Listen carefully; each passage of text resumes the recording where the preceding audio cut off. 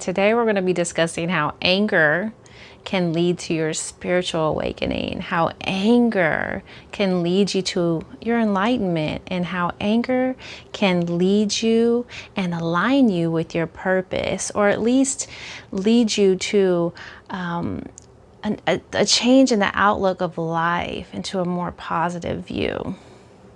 So let's get into it. So when I realized this, I was really upset. Like, I was pissed. And what that realization was is that everything that I had created, everything that I was unhappy about, was because of me. It was because of me. It was because of the things that I allowed. And I didn't know exactly where that came from.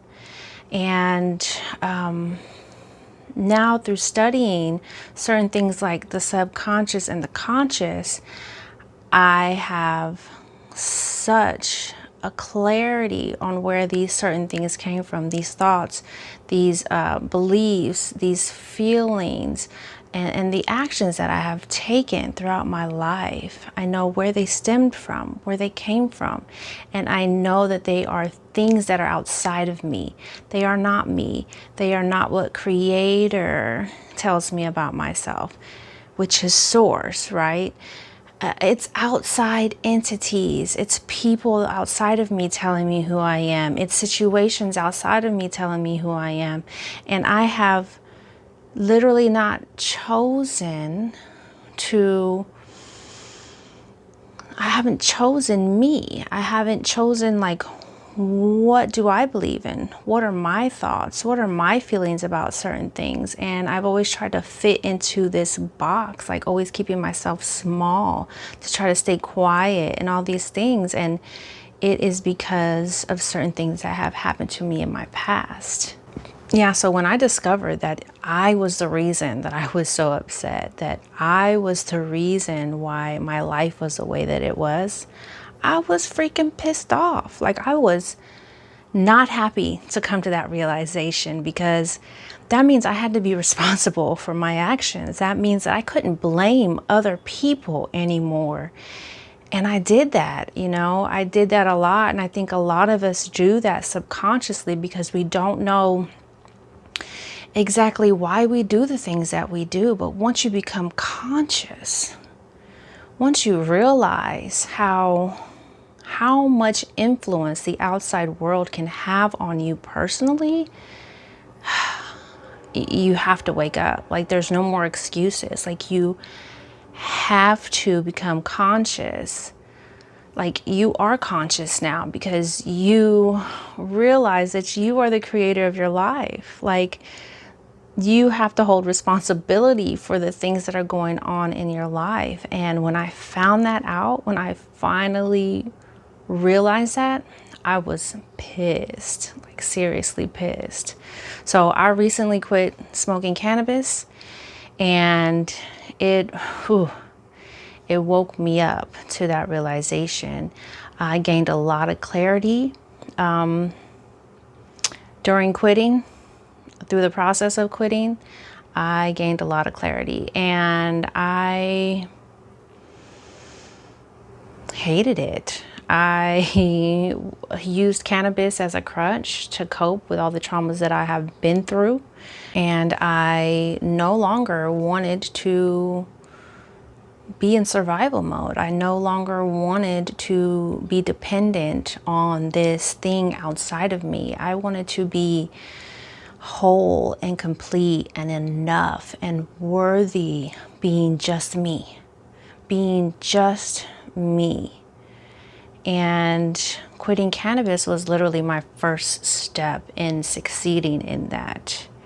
Now, do whatever you want with cannabis. I'm not here to advocate, against it or anything like that. I know that some people may need it, may or may not need it. To each its own, right? I'm not here to judge, none of that. But I am here to share my story and possibly help wake some other people up, because that's what happened to me. I woke the fuck up once I let cannabis go.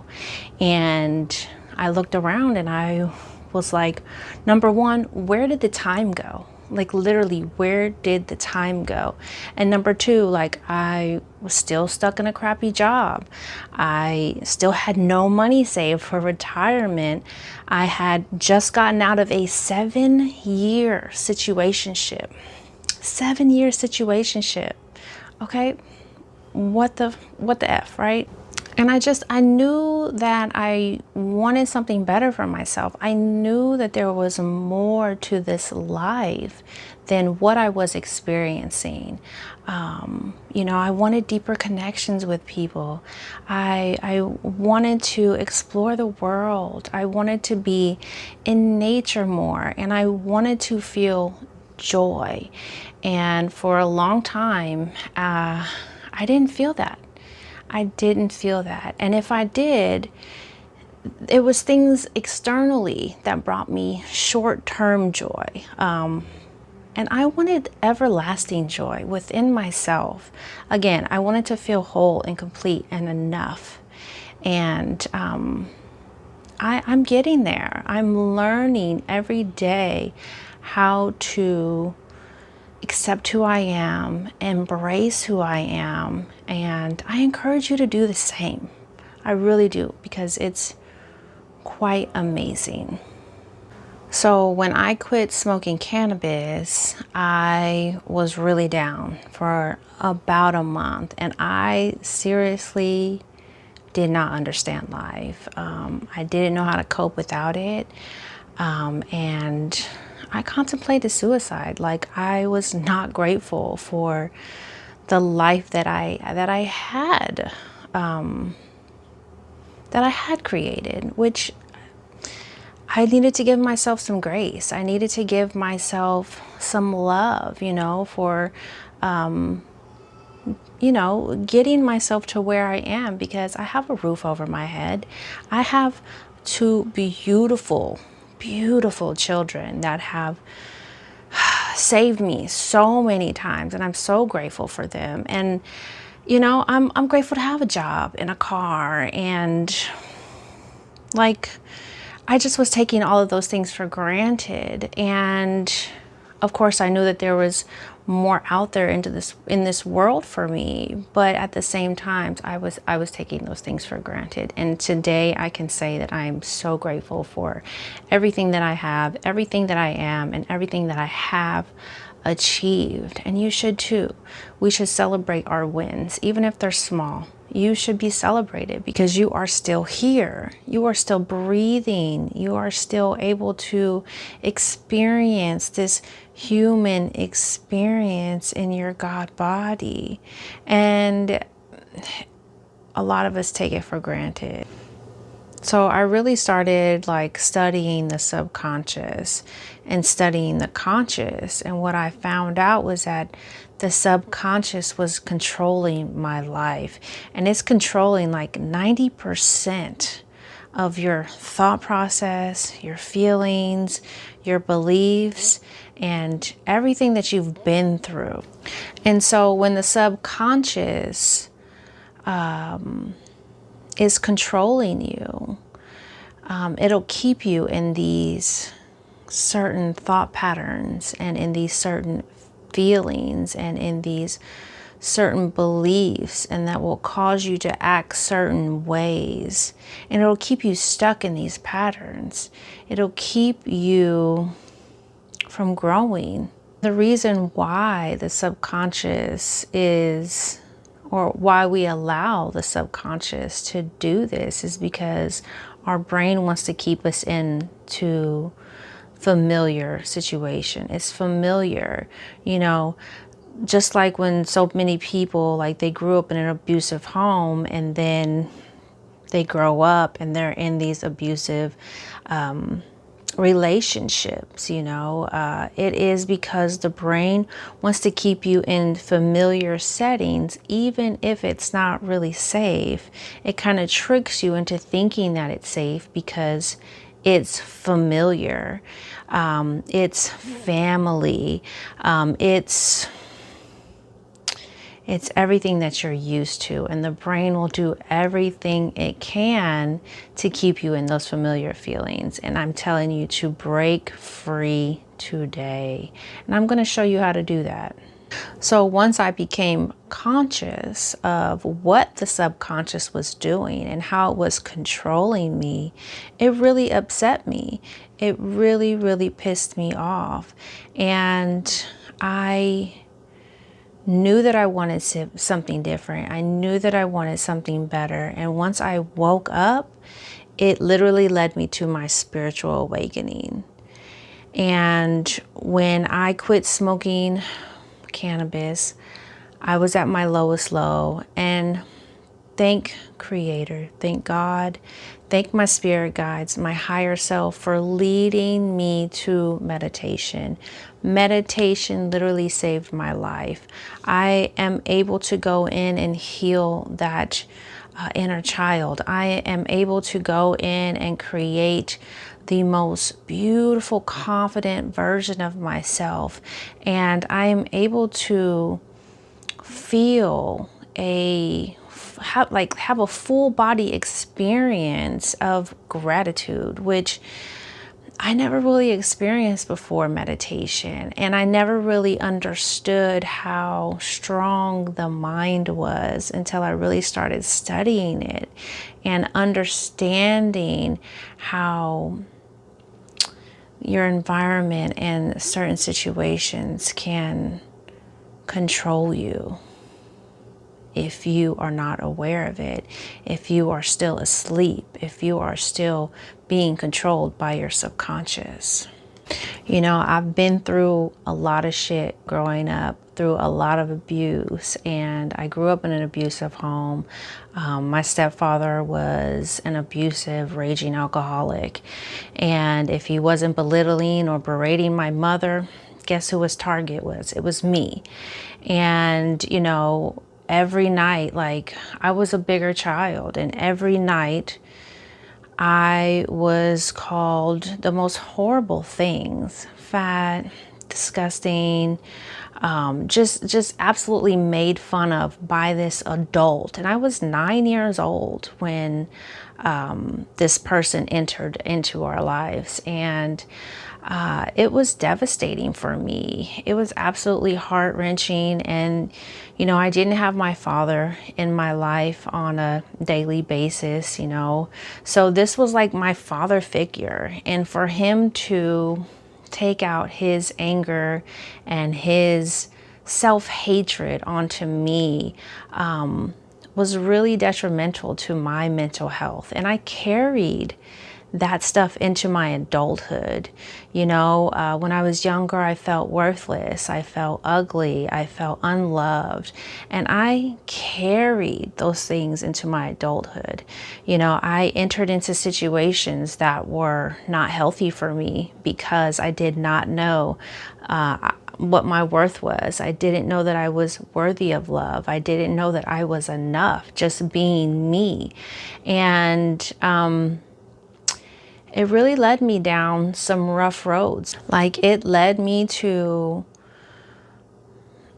an extremely abusive relationship with my kid's father. I had my first child at 17 and my second child at 19, and he was extremely abusive.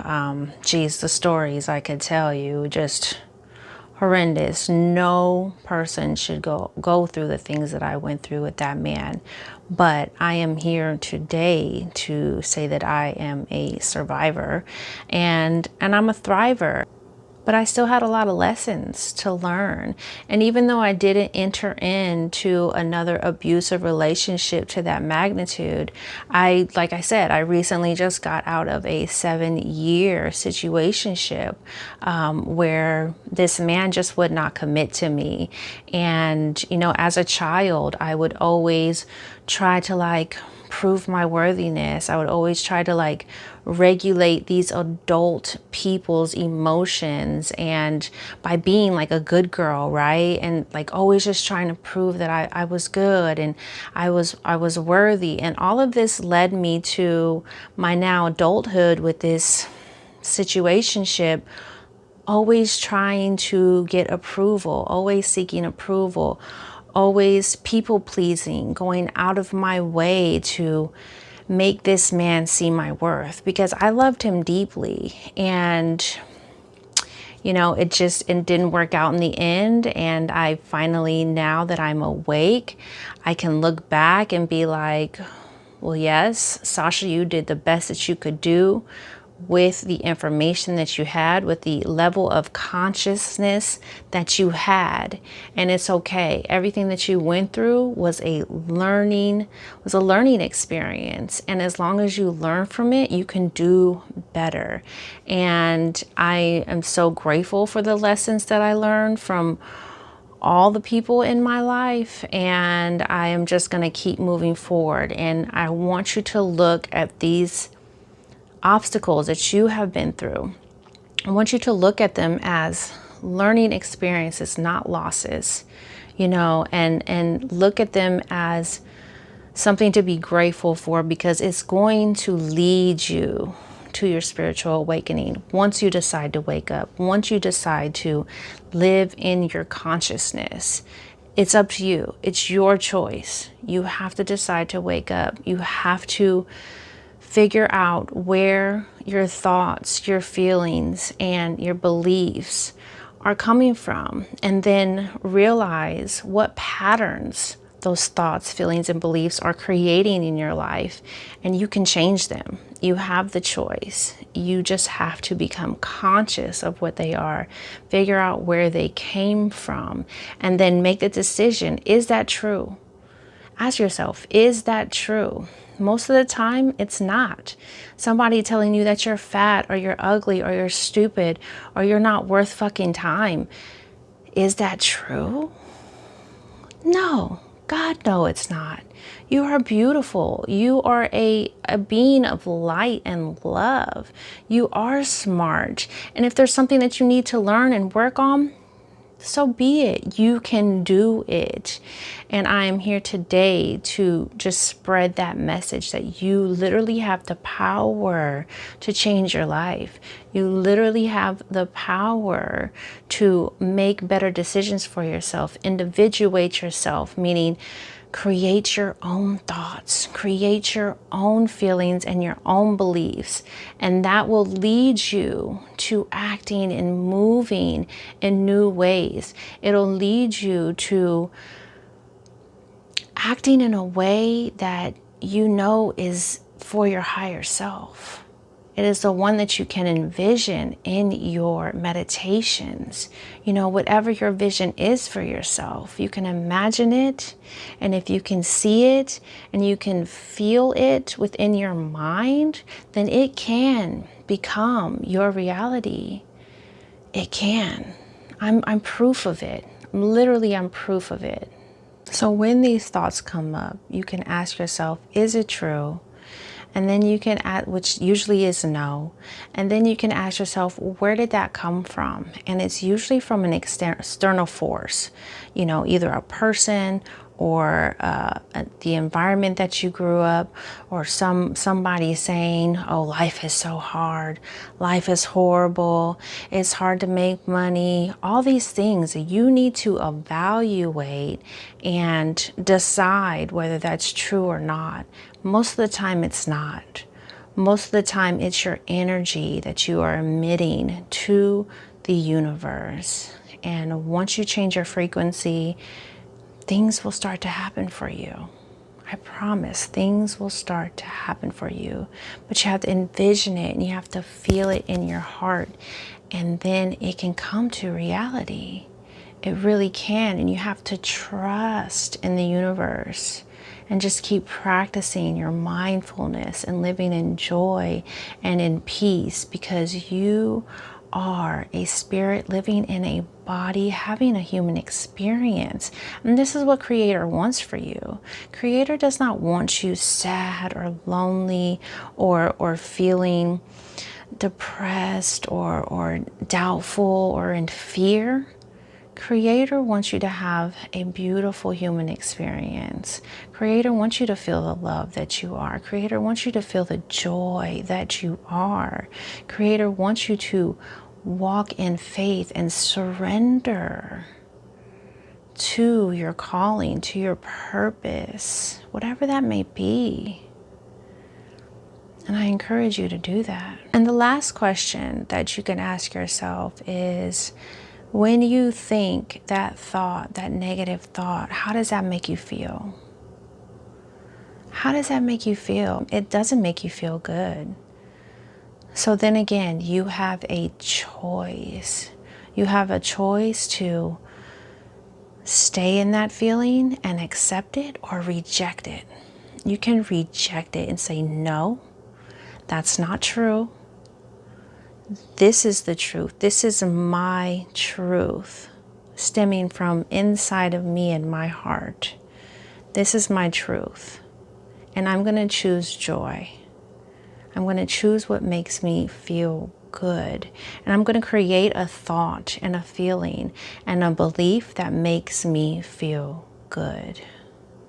And I'm grateful for all the things that I went through, because now I can help people that have experienced similar things like me. And it has led me to my spiritual awakening. So turning fucking shit into flowers, you know, basically. I mean, like, it led me to my spiritual awakening. So, you know, I'm still learning, and I encourage you to learn with me. And these are the things that I do to keep on a joyful path. I meditate daily, once or twice a day. It's so beneficial. I also dedicate time to move my body, to keep, you know, my body mobile, because it's so important. And thirdly, I choose to nourish myself with fruits and vegetables daily. I get my vitamins and my fiber and my protein, of course.